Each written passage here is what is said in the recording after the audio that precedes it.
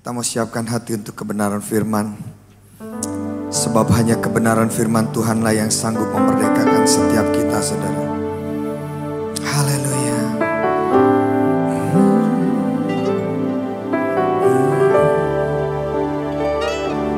Firman-Mu pelita terang jalanku, beri pengharapan dan kepastian,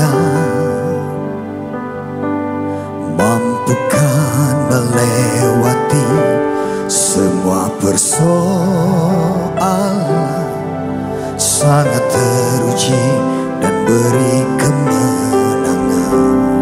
Katakan firman.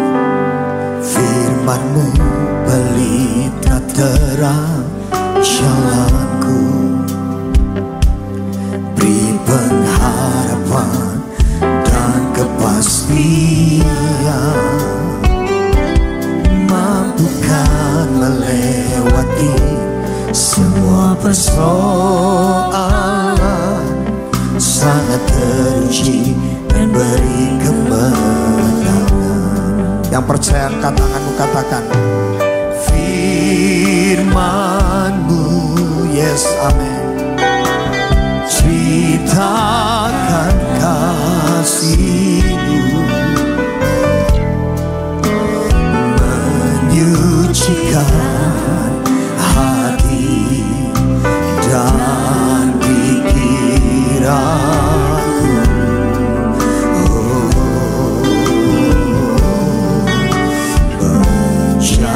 Menjadikan berkat kehidupan kekal, sampai ku menjadi harta kesayangan. Sama-sama katakan. Firman-Mu pelita terang jalanku,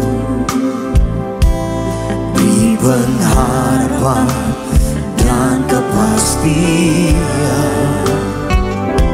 mampukan melewati semua persoalan, sangat teruji dan beri kemenangan.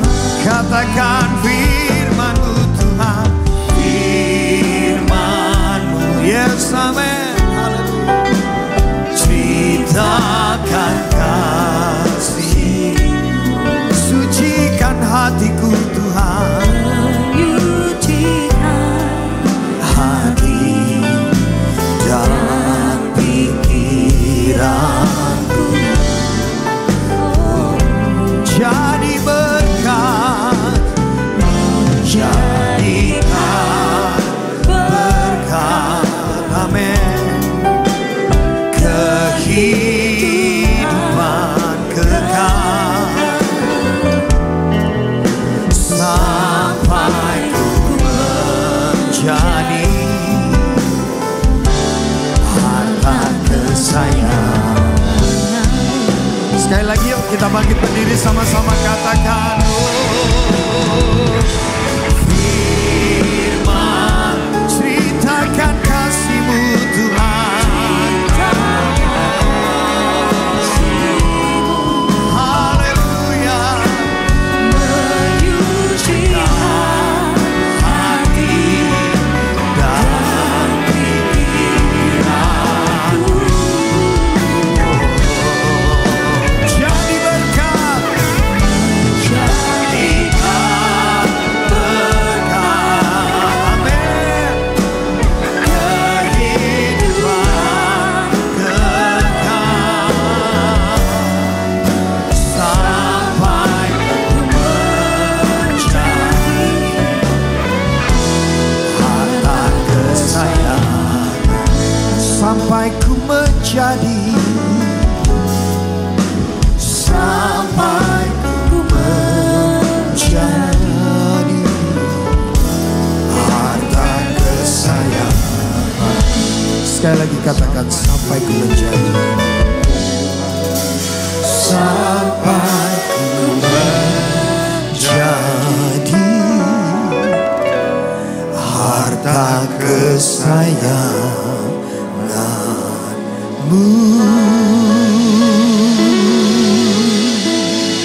Kami mengucap syukur Tuhan buat hari yang telah Kau jadikan kepada setiap kami. Kalau kami boleh datang Tuhan membawa hati kami, hidup kami Tuhan. Kami datang dengan kerinduan Tuhan untuk mencari Engkau. Mencari firman-Mu, mencari wajah-Mu. Kami mau Tuhan, firman-Mu sendiri yang berkuasa atas setiap kami. Memimpin kami, mengajar setiap kami, memberikan arahan kepada setiap kami Tuhan. Sehingga kami akan berjalan di dalam kehidupan ini enggak sendiri. Tetapi kami percaya Tuhan kami akan bersama dengan Engkau. Dan kami akan melewati setiap musim apapun Tuhan di hidup kami. Dan kami percaya Tuhan kalau ada Engkau kami akan aman Tuhan. Berkati setiap kami Tuhan, pimpin kami Tuhan. Biarlah firman-Mu tertanam di hati kami.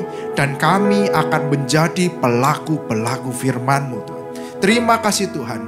Di dalam nama Tuhan Yesus Kristus. Haleluya. Amin. Amin. Silakan duduk saudara-saudara. Shalom.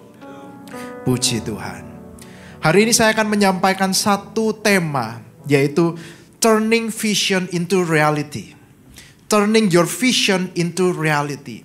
Seringkali saudara-saudara, banyak kita punya visi, kita punya mimpi, kita punya angan-angan. Itu gak akan jadi kenyataan.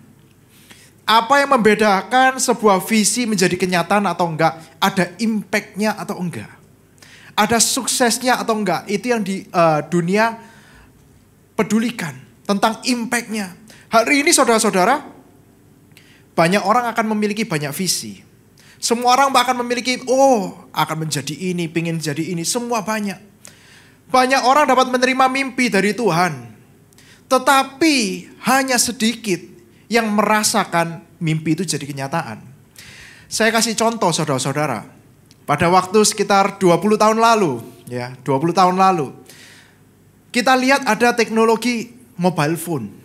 Yang dulunya kalau kita mau telepon pasti pakai telepon rumah, gitu ya.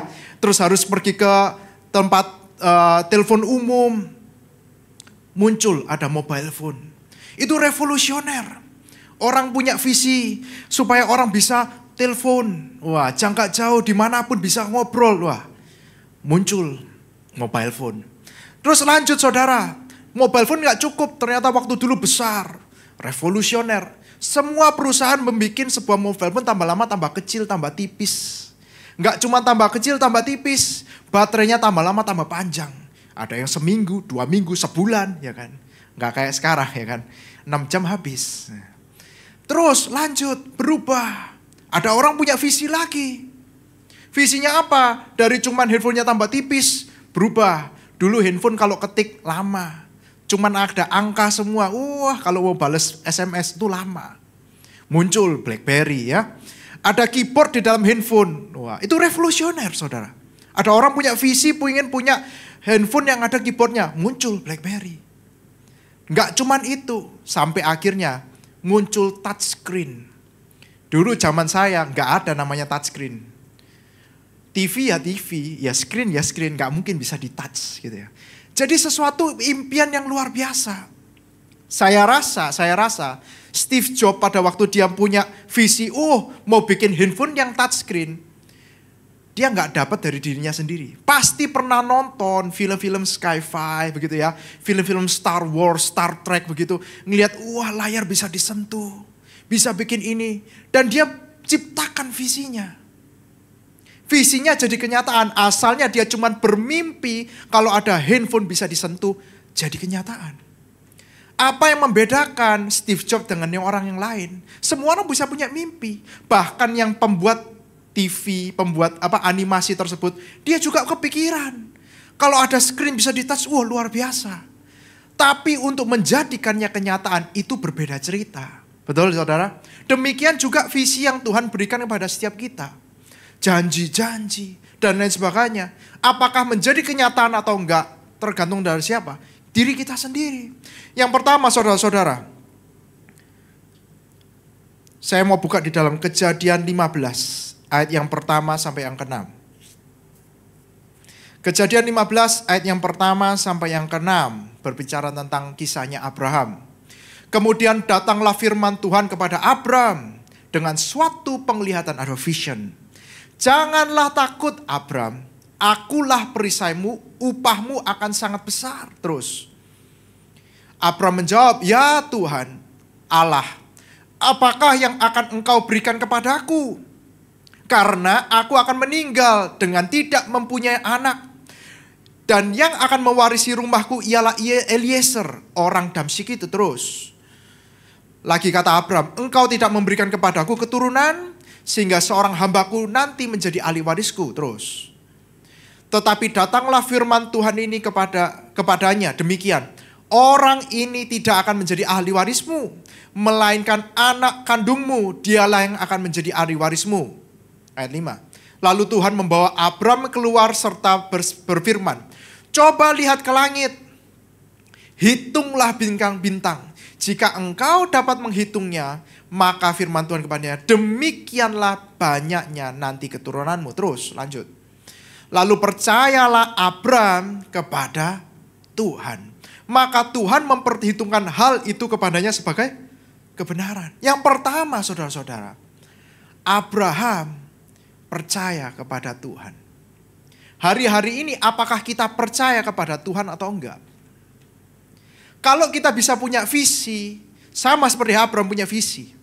Visinya sesuatu hal yang besar. Bahkan Tuhan berikan visi yang menjadi ketakutan dari Abraham. Yang anehnya, Abraham percaya kepada Tuhan. Yang Abraham tahu sebenarnya di dalam hatinya, ini hal yang enggak mungkin. Hal yang enggak mungkin. Dan inilah yang menjadi kekhawatiran, ketakutannya bertahun-tahun. Bertahun-tahun Abraham itu ikut Tuhan. Sukses. Kisahnya setelah menempuh banyak orang. Dia menguasai raja-raja. Dia menyelamatkan Lot dan lain sebagainya. Bersama Tuhan dia sudah berjalan terus. Tapi dia melihat, semakin hari aku semakin kaya, semakin hebat. Tanahku juga banyak. Nggak ada yang akan mewarisi, ketakutannya muncul. Tetapi yang aneh saudara, dia percaya kepada Tuhan. Walaupun diberikan mimpi yang nggak mungkin lah. Keturunannya kayak bintang-bintang, satu aja nggak punya. Ini kayak bintang-bintang. Kuncinya di sini saudara adalah percaya. Tetapi percaya bukan hanya percaya. Bukan percaya kepada mujizatnya, bukan percaya kepada mimpinya, tetapi percaya kepada pembuat mujizatnya. Ini yang berbeda. Biasanya orang akan percaya, oh aku beriman. Aku beriman akan punya ini. Oh aku akan beriman aku punya sembuh. Aku beriman aku bakal jadi ini. Berimannya kepada objeknya. Berimannya kepada akan menjadi apa.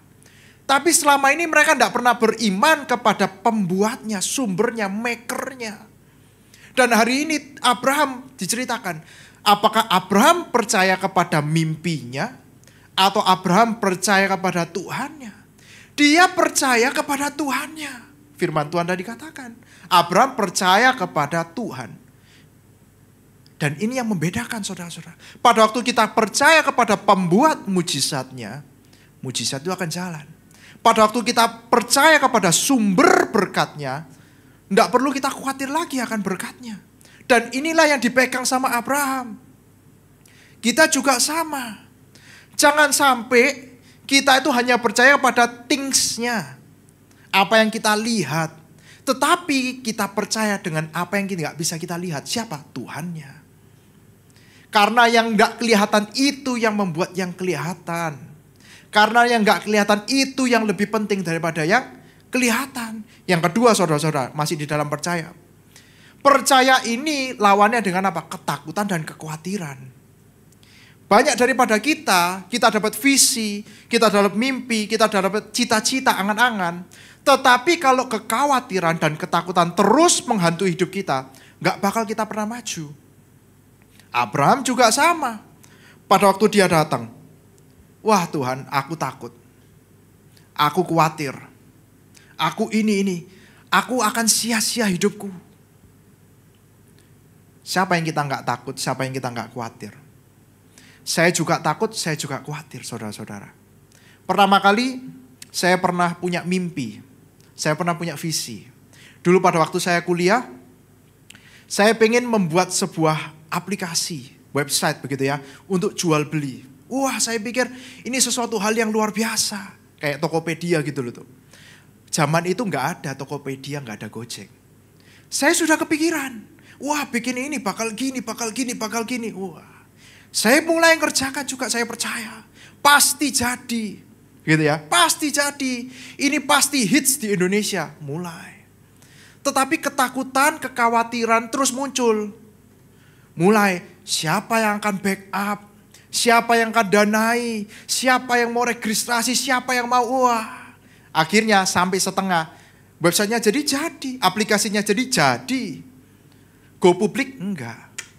Sayang kan saudara? Sayang. Tahu gitu, wah saya mungkin gak di sini saudara. Enggak bercanda ya. Jadi itu yang terjadi. Seringkali ketakutan kita, kekhawatiran kita yang menghalangi kita percaya kepada Tuhan. Mungkin visi yang diberikan sama Tuhan, sesuatu hal yang luar biasa. Saya gak pernah tahu. Di gereja ini juga ada visi. Kita ikuti, visinya selalu yang luar biasa, gak pernah biasa-biasa. Visinya luar biasa. Tetapi pada waktu kita percaya hal itu pasti terjadi, itu sesuatu hal yang berbeda. Dan saya boleh katakan, visi yang Tuhan berikan pasti terjadi. Cuman pertanyaannya, melalui kita atau orang lain. Sayang kan saudara, kalau kita menjadi bagian visi, itu luar biasa. Terus, poin yang kedua, bergerak. Kalau kita cuman percaya tapi gak bergerak, gak ada bedanya. Kita buka dulu di dalam Hakim-Hakim 4 ayat yang keempat sampai yang ke-9. Hakim-Hakim 4 ayat yang keempat sampai yang ke-9. Ini berbicara tentang Deborah dan Barak. Pada waktu itu Deborah seorang nabiah. Ya, nabiah ini pasti perempuan. Kalau nabi laki-laki, kalau nabiah perempuan. Istri Lapidot. Memerintah sebagai hakim atas orang Israel, ayat yang kelima. Ia biasa duduk di bawah pohon kurma Deborah, antara Rama dan Betel di pegunungan Efraim, dan orang Israel menghadap dia untuk berhakim kepadanya. Terus, ia menyuruh memanggil Barak. Barak ini adalah seorang jenderal, ya. Jenderal biasa, dia berperang, dia punya keahlian gitu ya. Bin Abinoam dari Kedes di daerah Naftali lalu berkata kepadanya, bukankah Tuhan Allah Israel memerintahkan demikian? Majulah, bergeraklah menuju Gunung Tabor dengan membawa 10.000 orang Bani Naftali dan Bani Zebulon bersama-sama dengan engkau. Jadi Tuhan sudah berfirman kepada Barak, sudah kasih visi, maju, bergerak, perangi. Terus ayat firmannya, dan aku akan menggerakkan Sisera, ini musuhnya, panglima tentara Yabin dengan kereta-keretanya dan pasukan-pasukannya menuju engkau ke sungai Kison, dan aku akan menyerahkan dia ke dalam tanganmu. Terus jawab Barak kepada Deborah, jika engkau turut maju, aku pun maju. Tetapi jika engkau tidak turut maju, aku pun tidak maju. Saudara-saudara, lucu ya. Seorang jenderal laki-laki sudah diberikan firman, sudah diberikan visi, kamu pasti menang. Maju, bergeraklah. Tapi dia bilang apa? Tunggu, aku gak mau bergerak. Kalau kamu, Deborah, gak ikut aku perang, aku gak mau maju. Seringkali kita juga sama. Ayo pelayanan. Ayo kesaksian, ayo misi. Oh tunggu, kalau gak ada si A, aku gak ikut. Oh tunggu, kalau Pak Daeng gak nyuruh aku gak mau. Oh tunggu. Tunggu siapa dulu saudara-saudara. Dan ini hal yang sama. Dan menariknya, dia minta seorang perempuan loh ikut perang. Ini hal yang gak biasa. Ikut seorang perempuan. Terus lanjut ayat firmannya. Sehingga ayat yang 9. Kata Deborah, baik, aku turut. Hanya engkau tidak akan mendapatkan kehormatan dalam perjalanan yang engkau lakukan ini. Sebab Tuhan akan menyerahkan Sisera ke dalam tangan seorang perempuan. Lalu Deborah pun bangun berdiri dan pergi bersama-sama dengan Barak ke Kades. Saudara-saudara, visi bisa diberikan. Ya kan? Tetapi orang yang menjadikannya itu menjadi kenyataan hanya orang-orang yang bergerak.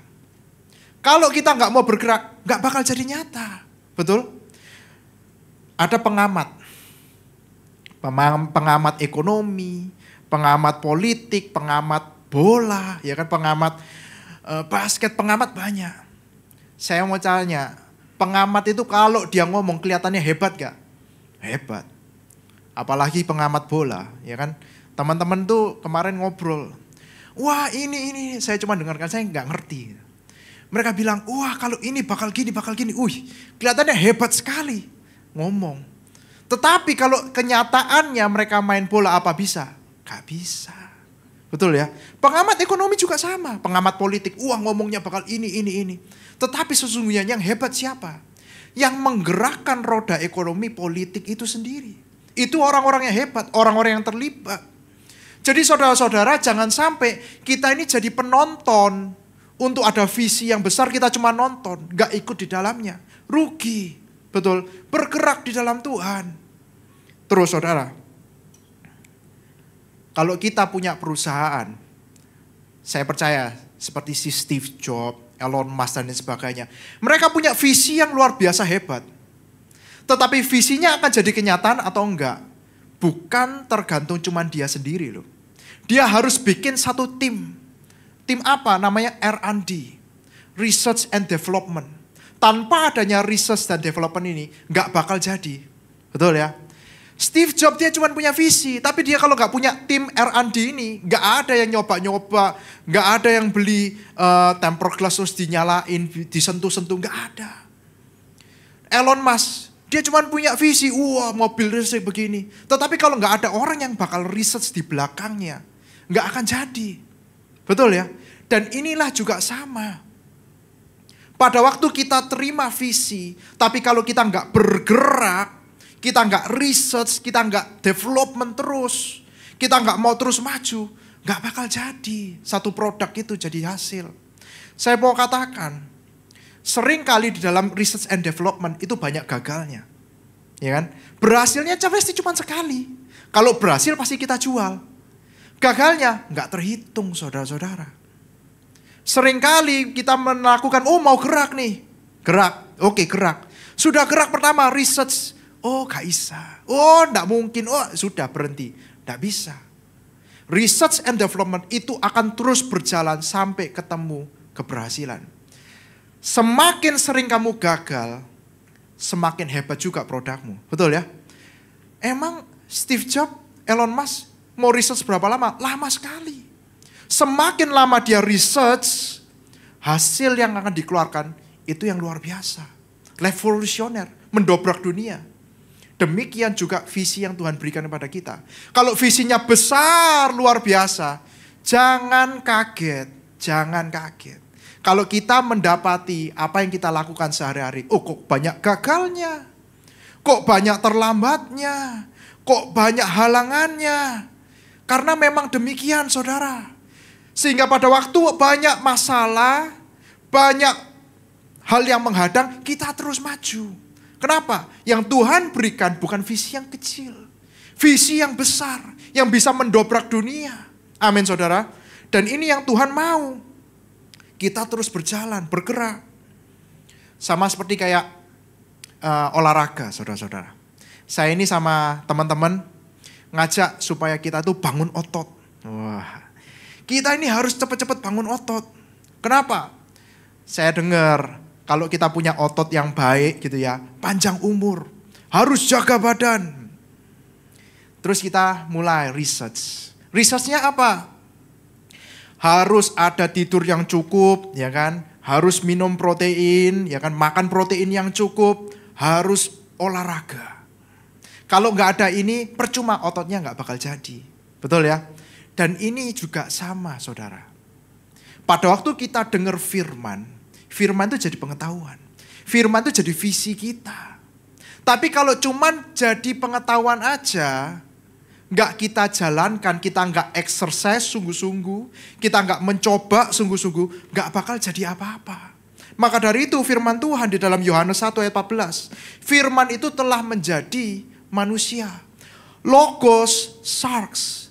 Firman itu telah menjadi daging. Maksudnya apa? Pada waktu kita mau firman ini bukan cuma jadi pengetahuan, kita lakukan di kehidupan kita sehari-hari. Firman itu akan jadi daging kita, saudara-saudara. Mengubah hidup kita yang hidup lama jadi hidup baru. Sehingga kita mesti kerjakan ini terus. Latih. Dari tadi bilangnya latih. Nggak cuma kita melatih otot kita, badan jasmani. Tetapi kita latih juga rohani kita. Semakin hari semakin tajam. Supaya apa? Visi kita semakin tajam. Kasih kita semakin tajam. Dan pada waktu kita semakin hebat, kita akan mendapati. Oh, pasti jadi. Ya, rumusnya jadi gini. Ada firman, kita lakukan, ya kan, kita bergerak, jadi reality. Betul ya? Tetapi nggak cukup. Ada satu faktor lagi, poin yang ketiga terakhir saudara. Menanti. Rumusnya begini. Kalau kita bilang cuman visi, terus kita bergerak, terus jadi kenyataan, enggak. Ternyata untuk visi itu menjadi sebuah kenyataan, rumusnya harus begini. Ada visi, ada bergerak, ada waktu. Yang boleh kita katakan kairos. Kita buka dulu firman Tuhan di dalam Kejadian 21 ayat yang kedua. Kejadian 21 ayat yang kedua. Maka mengandunglah Sarah. Lalu ia melahirkan seorang anak laki-laki bagi Abraham dalam masa tuanya. Pada waktu yang telah ditetapkan. Ini yang digaris bawah saudara-saudara. Tuhan telah menetapkan waktu. Untuk setiap kita. Untuk setiap visi, untuk setiap cita-cita, untuk setiap janji-janji Tuhan, Tuhan sudah tetapkan waktu.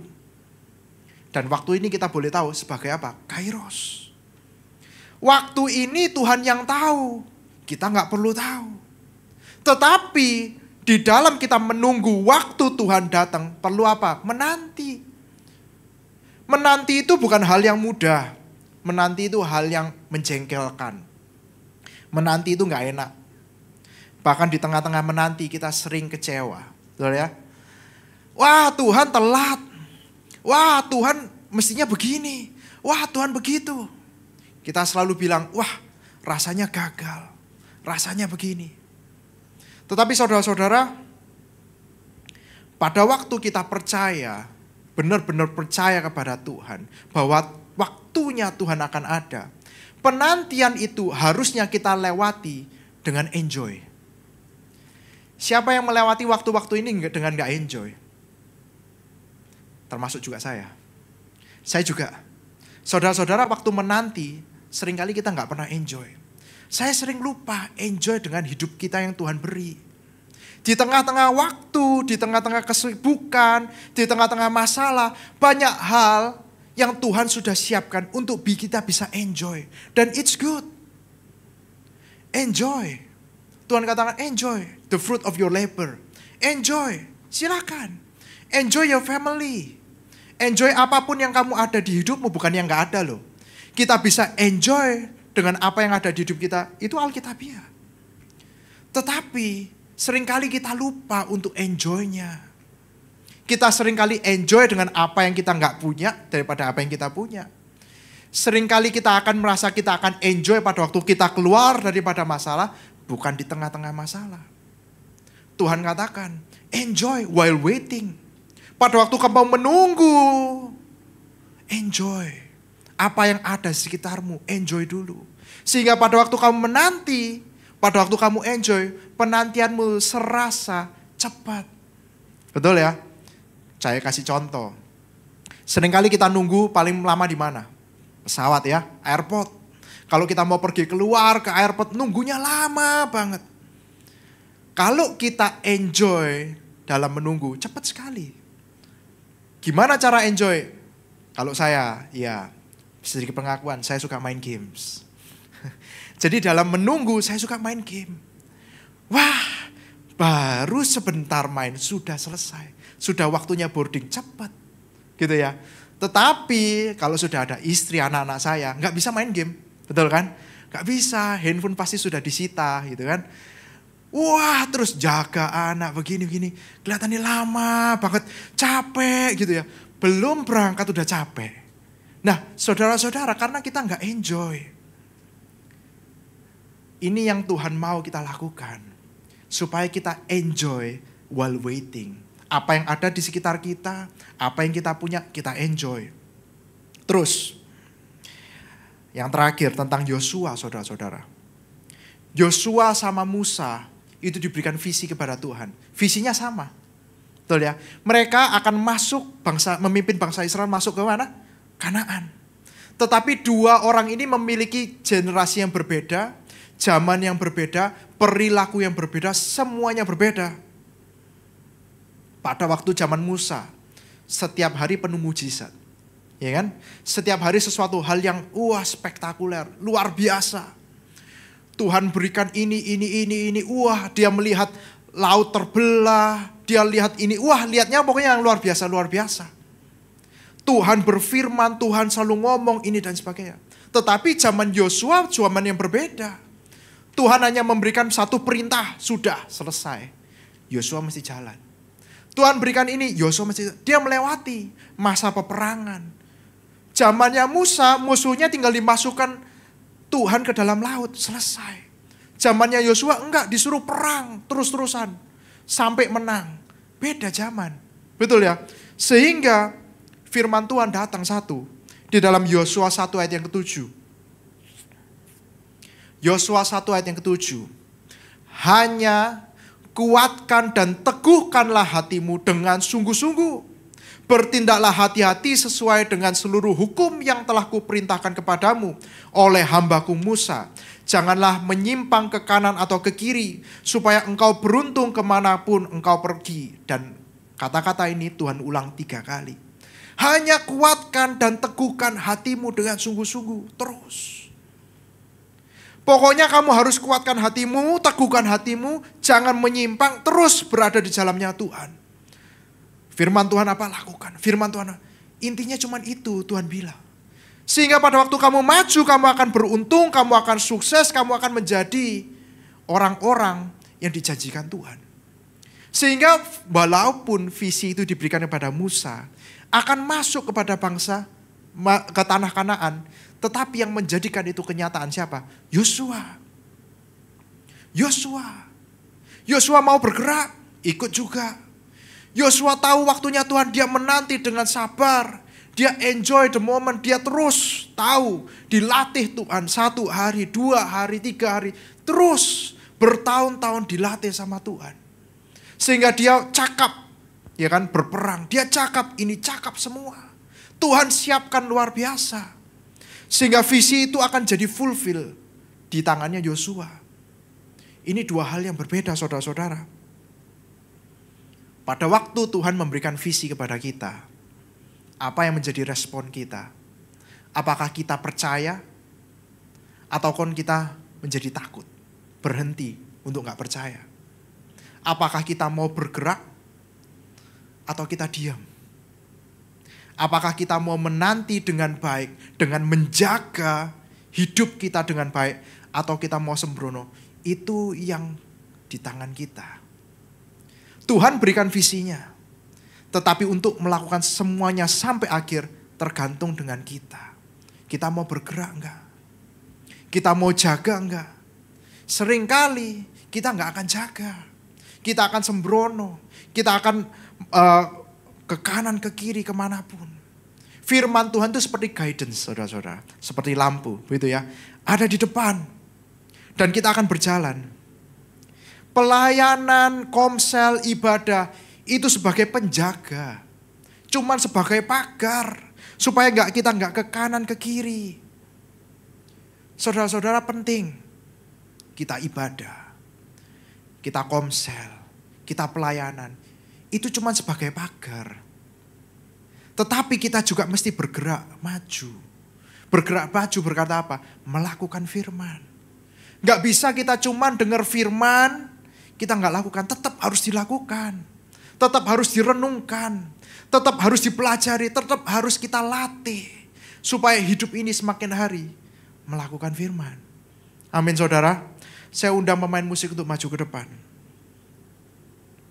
Saudara-saudara, saya tutup dengan sebuah kesaksian. Kesaksian saya ini simple.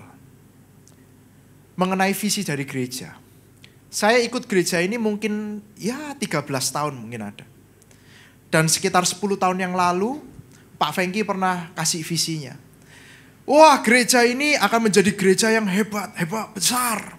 Banyak anak-anak muda akan dipakai Tuhan untuk melayani Tuhan. Jujur waktu itu saya skeptis. Kenapa? Saya lihat kanan, kiri, yang muda cuma saya. Dan gerejanya waktu itu kecil. Gak banyak. 8 baris total. 8 row ke belakang. Sudah kecil. Saya melihat, ini visi betulan atau enggak ya?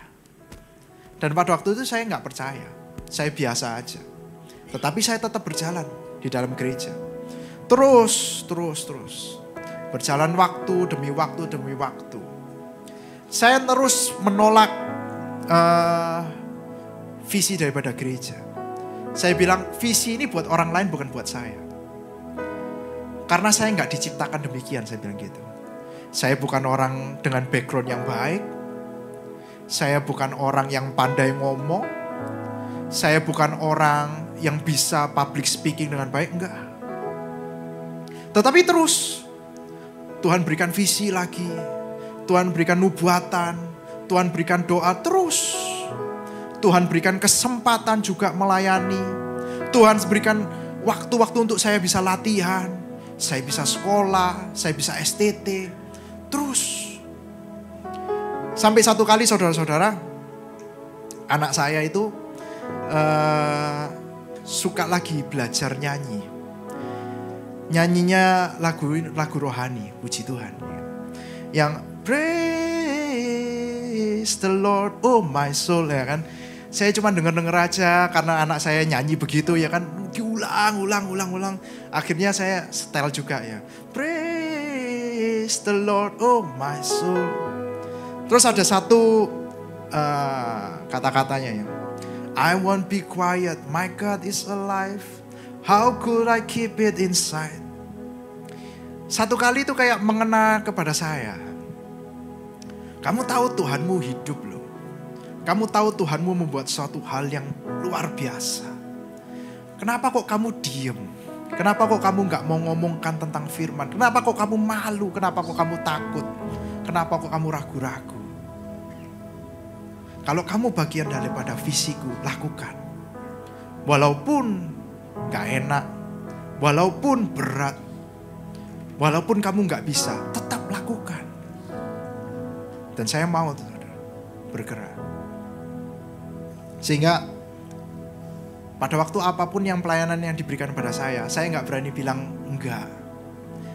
Saya kadang cuma senyum.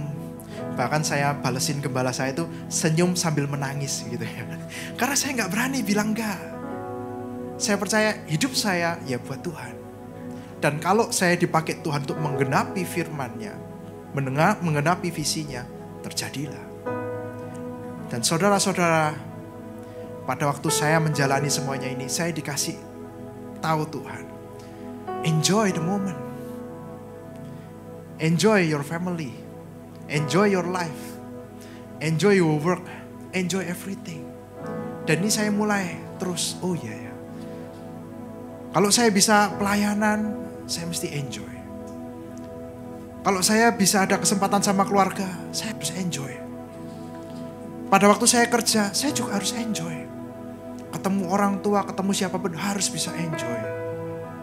Karena kunci di sana. Sehingga pada waktu visimu menjadi kenyataan, waktunya itu sebentar. Amin saudara. Percaya. Gak akan lama lagi kalau kita enjoy the moment. Amin saudara. Mari saya undang saudara-saudara bangkit berdiri. Kami mengucap syukur Tuhan. Karena Engkau telah memberikan kepada setiap kami visi-visi-Mu. Dan kami mau Tuhan, setiap daripada visi-Mu menjadi kenyataan di hidup kami. Bukan hanya sebagai angan-angan, bukan hanya sebagai pengamat, bukan hanya sebagai orang yang menonton Tuhan. Tapi kami mau Tuhan percaya kepada Engkau dengan sungguh-sungguh. Karena kami percaya Tuhan, pada waktu kami percaya kepada Engkau, Engkau yang mengaruniakan kepada kami sesuatu hal yang tidak pernah kami bayangkan. Mungkin kami takut, mungkin kami khawatir. Tetapi kalau kami percaya kepada Engkau, satu kali Engkau akan menyatakan kekhawatiran kami, ketakutan kami, Engkau selesaikan Tuhan. Kami juga mau Tuhan untuk terus bergerak di dalam Engkau. Kami gak mau diam Tuhan. Kami mau terus sama seperti Deborah Tuhan. Kami mau bergerak, maju. Walaupun Tuhan banyak kegagalan, walaupun Tuhan banyak failure, banyak hal yang menghadang, gak akan membuat kami menjadi goyah sekalipun. Tetapi kami akan semakin percaya kalau Engkau akan memakai setiap kami untuk mendobrak dunia ini Tuhan. Supaya banyak orang boleh diselamatkan oleh daripada kami Tuhan. Engkau yang memakai kami Tuhan menjadi alat-alat-Mu. Dan kami percaya Tuhan, di dalam menanti waktu-Mu, Engkau izinkan kepada setiap kami untuk menikmati apa yang ada di hidup kami Tuhan. Kami mau Tuhan belajar, sehingga pada waktu kami menanti, kami bukan merasakan menanti penantian yang lama, yang gak ada ujungnya. Tetapi kami mau boleh Tuhan menaruh pengharapan kami hanya kepada-Mu. Dan kami percaya Tuhan pada waktu kami menikmati prosesnya, menikmati yang Tuhan telah berikan kepada setiap kami, waktu itu terasa cepat. Tuhan, kami mau serahkan jemaat-Mu yang ada di tempat ini. Kiranya firman-Mu terus ada di dalam hati mereka. Dan biarlah firman itu yang memimpin hidup mereka. Buatlah mereka menjadi pelaku-pelaku firman-Mu Tuhan. Buatlah mereka Tuhan menjadi alat-alat-Mu yang luar biasa, yang memancarkan Tuhan kemuliaan-Mu Tuhan. Biarlah mereka Tuhan memiliki karakter-karakter-Mu yang luar biasa Tuhan. Terima kasih Tuhan. Kami tidak lupa berdoa buat gereja-gereja yang ada di seluruh dunia. Bagi para hamba Tuhan, sampai kepada semua jemaatnya. Kiranya Tuhan memberkati mereka semua, supaya mereka menjadi berkat dan berdampak. Sehingga gereja di seluruh dunia dipenuhi oleh jemaat yang mencari Tuhan dengan tulus dan takut. Buat semua hamba Tuhan dan gereja bersatu, rukun dan tidak terpecah-pecah, supaya dunia percaya Yesus adalah Tuhan bagi kemuliaan Allah Bapa. Demikian juga untuk gereja di mana kami Engkau percaya untuk mengembalakannya, yaitu gereja Blessing in the Spirit. Tuhan, kami berdoa untuk persembahan daripada jemaat-Mu. Kiranya Tuhan menerima dan membalas berlipat-lipat. Biar persembahan ini berkenan kepada Tuhan, sebagaimana persembahan Habel. Tuhan, beri kemurahan-Mu, balaslah kebaikan dan kerelaan hati jemaat. Jaga dan lindungi mereka, serta pelihara mereka beserta keluarga, pekerjaan dan kesehatannya. Saudara-saudara yang kasih Tuhan, mari dekapkan tangan-Mu di dada kita. Karena sumber berkat itu sudah ada di dalam hati kita. Maka firman Tuhan berkata, jagalah hatimu dengan segala kewaspadaan, karena dari sanalah terpancar kehidupan. Jemaat yang dikasihi Tuhan, jadilah berkat dan terimalah berkat rahmat anugerah dari Allah Bapa di surga, di dalam Putra Tunggalnya Yesus Kristus, yang telah mati bagi dosa kita dan bangkit pada hari ketiga, sehingga kita menyembah Tuhan Allah yang hidup. Dan iman kita bukan kepada Tuhan yang mati, dan Dia naik ke surga menyediakan rumah bagi kita, sehingga kita punya pengharapan yang pasti. Dan Dia akan datang kembali untuk kedua kalinya, menjemput gereja dan umatnya yang berjaga-jaga, kudus, dewasa dan bijaksana, serta menghakimi dunia. Dan di dalam persekutuan dengan Roh-Nya yang kudus, yang membuat hati kita berkobar-kobar dan roh kita menyala-nyala di dalam kasih semula. Roh Kudus yang menghibur, menguatkan, memelihara, menginsyafkan, menuntun dan memimpin kita kepada kebenaran dan kekudusan, serta menjadi saksi Kristus mulai hari ini sampai selama-lamanya. Mari kita tunduk dalam doa Bapa kami. Bapa kami yang ada di surga, dikuduskanlah namamu, datanglah kerajaan-mu, jadilah kehendak-mu di bumi seperti di surga. Berikanlah kepada hari ini makanan kami yang secukupnya, dan ampunilah kami akan kesalahan kami, seperti kami juga mengampuni setiap orang yang bersalah kepada kami. Dan janganlah membawa kami dalam pencobaan, tetapi lepaskanlah kami daripada yang jahat. Karena Engkau yang punya kerajaan dan kuasa dan kemuliaan sampai selama-lamanya. Amin. Tuhan Yesus memberkati. Silakan duduk saudara-saudara. Yang mengerti semua masalahku, Tuhan telah siapkan yang terbaik bagiku. Ku nantikan indah pada waktunya, karena kasih-Nya yang tiada batasnya. Dia mengerti semua masalahku, Tuhan telah siapkan yang terbaik bagiku. Ku nantikan indah pada waktunya, karena kasih-Nya yang tiada batas.